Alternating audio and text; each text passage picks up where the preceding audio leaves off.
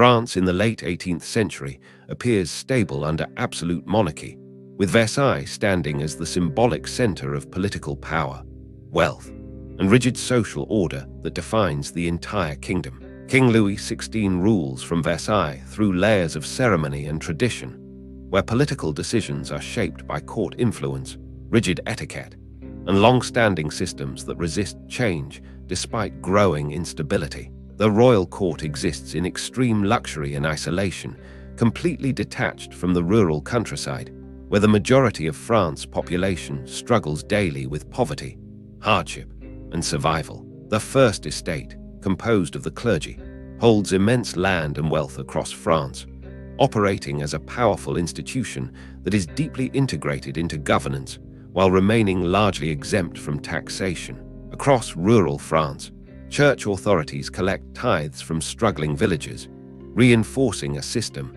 where religious obligation and economic burden combine to place additional pressure on already impoverished communities. The Second Estate, the nobility, enjoys legal privileges and political influence, maintaining control over land and governance structures while preserving a lifestyle insulated from the economic suffering of the lower classes. Noble life revolves around leisure and tradition, with hunting parties and private gatherings reinforcing their distance from the daily labor and hardship experienced by the majority of French citizens. The Third Estate forms the vast majority of France's population, yet they endure relentless agricultural labor, heavy taxation, and dependence on land systems that limit their economic mobility and survival. Tax collectors move through rural villages, enforcing state and noble obligations, extracting payments from families already weakened by poor harvests and rising food insecurity across the countryside. In growing cities like Paris, urban laborers face unstable employment, rising living costs, and increasing pressure from a system that offers little protection or financial security to working-class families. Market systems in Paris become increasingly strained as food distribution is controlled by intermediaries, causing prices to rise and turning essential goods like bread into a growing source of public tension. For ordinary families, bread becomes the central measure of survival, carefully rationed each day as economic pressure transforms basic nourishment into a constant concern for stability and endurance. Enlightenment ideas begin circulating through cafes and salons,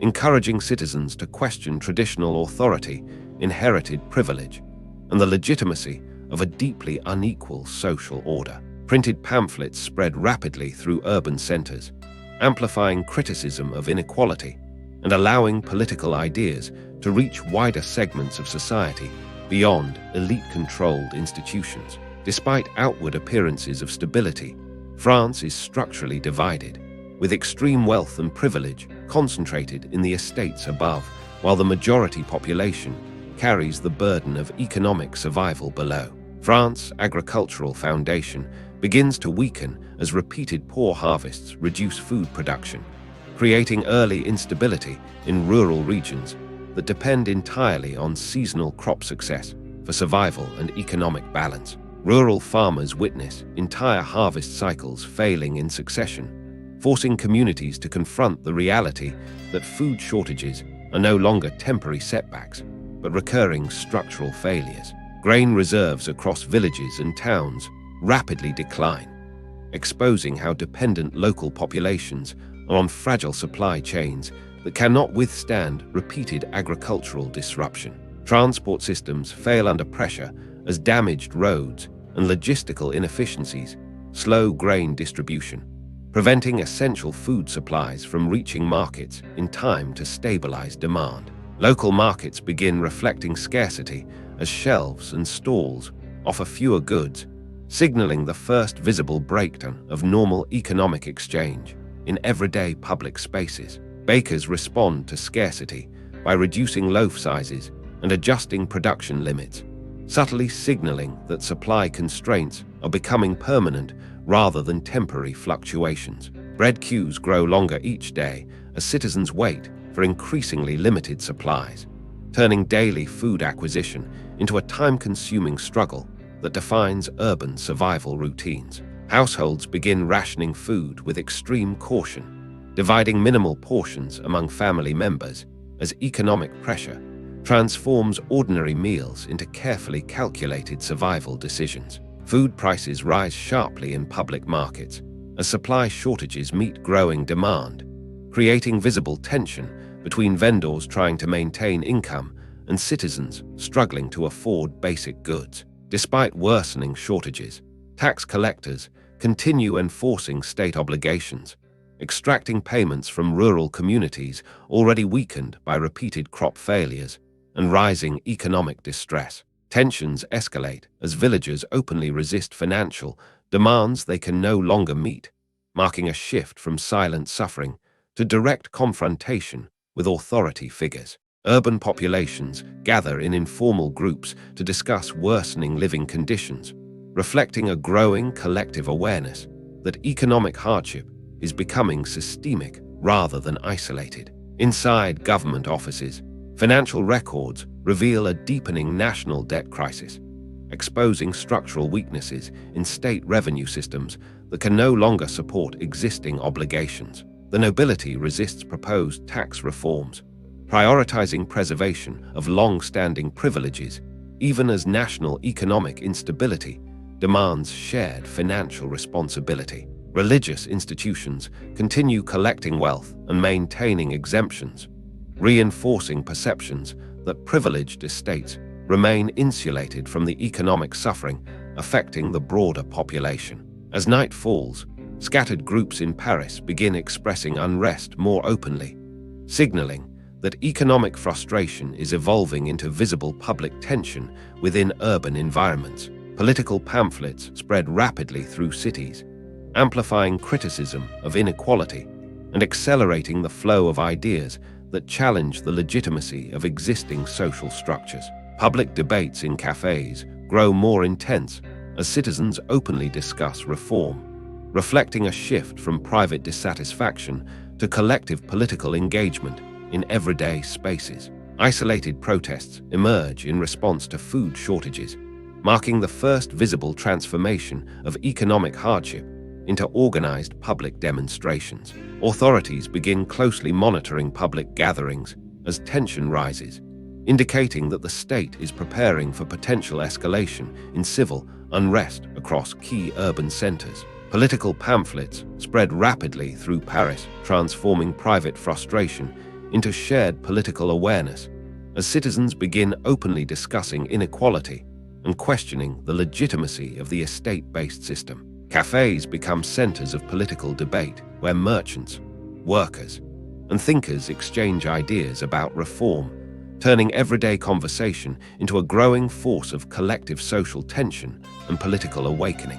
Printing presses operate at full capacity, producing pamphlets and writings that challenge traditional authority and accelerate the spread of revolutionary ideas beyond elite-controlled institutions. The nobility resists reform efforts in closed assemblies, prioritizing preservation of privilege, even as economic instability grows and public dissatisfaction begins to threaten the foundations of their authority. Religious leaders face increasing pressure regarding taxation and reform, revealing internal divisions within the First Estate as institutional stability begins to weaken under public scrutiny. Urban workers gather in public spaces to share grievances over rising bread prices, turning economic hardship into collective discussion that strengthens shared class identity across neighborhoods. In rural regions, farmers openly discuss repeated harvest failures and taxation pressure,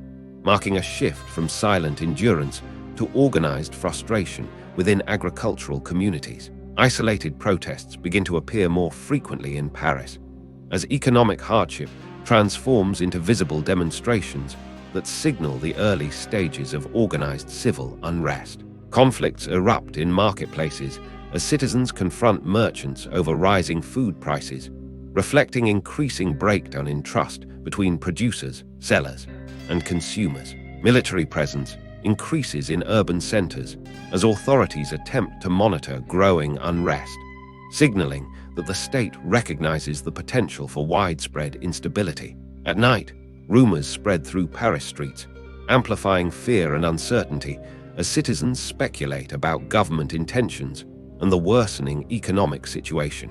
Officials review increasing reports of unrest, revealing growing awareness within the state that economic crisis is now evolving into widespread social instability. Underground circulation of political pamphlets intensifies, allowing revolutionary ideas to bypass official control and spread rapidly through informal networks. Religious sermons attempt to address growing unrest, but even within congregations, divisions emerge as differing views on authority and justice begin to surface. Public confrontations become more frequent as citizens directly challenge local authorities, reflecting a breakdown in traditional respect for institutional control. Food riots begin to emerge in markets as desperation over shortages escalates into uncontrolled public disorder, marking a dangerous escalation in social tension. The nobility observes growing unrest from protected estates, highlighting the widening gap between privileged isolation and the escalating crisis affecting the wider population. Large crowds form in urban centers, demanding reform and relief from worsening conditions, signaling a shift from scattered protests to organized collective pressure.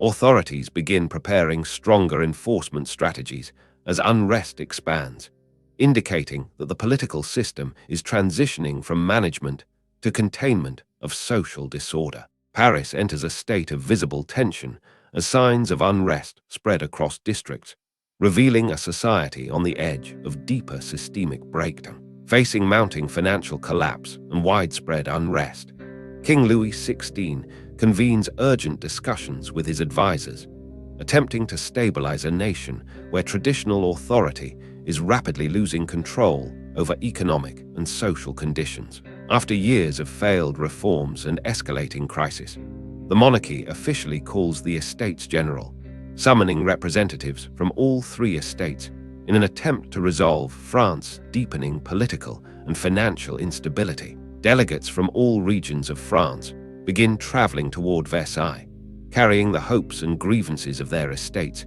into a single political gathering that will determine the future structure of the kingdom. The Estates General convenes with each estate seated separately, immediately revealing deep divisions in representation, influence, and expectations that make unified decision-making extremely difficult from the outset. A critical dispute emerges over voting procedures, as the Third Estate demands voting by population rather than by estate, challenging a system that has historically favored clergy and nobility in all major decisions.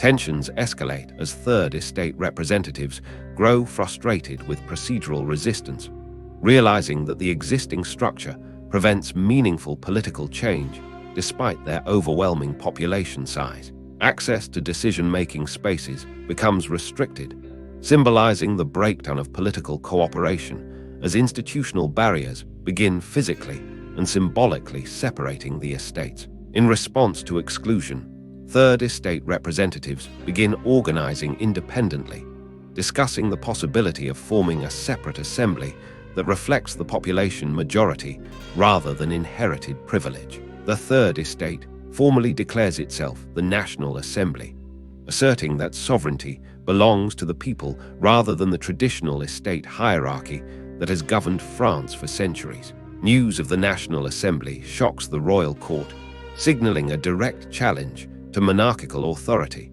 and marking a decisive turning point in the collapse of the traditional political order. Within the First and Second Estates, internal divisions deepen as some members consider reform while others resist change, revealing fragmentation even among previously unified privileged groups. In Paris, news of political transformation spreads quickly through crowds, amplifying public anticipation and uncertainty as citizens begin recognizing the potential collapse of long-standing authority structures. Royal advisors attempt last-minute negotiations, but political momentum has already shifted beyond their control, as emerging revolutionary structures gain legitimacy among large segments of the population. The National Assembly begins formalizing new political direction, asserting legislative authority that directly challenges the traditional monopoly of power held by the monarchy and aristocratic estates. Tension rises between royal forces and increasingly organized civilian groups, as both sides recognize that France is transitioning from reform crisis into potential structural confrontation. Across France, symbols of authority and centers of population reflect growing instability as political control fractures and competing power structures begin to emerge across the nation.